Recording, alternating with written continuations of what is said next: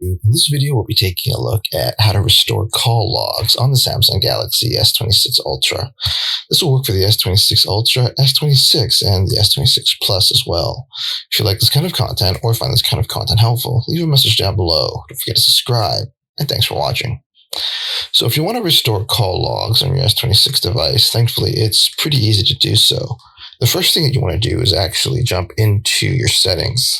Once you're in your settings, you want to scroll down and you want to look for accounts and backups. And then from there, you want to look for restore data under Samsung Cloud. From there, you want to hit the checkbox to unselect all items. And then you want to hit call logs to restore your call logs. And there you have it, everyone. Just a quick tip on how to restore call logs on your S26 device.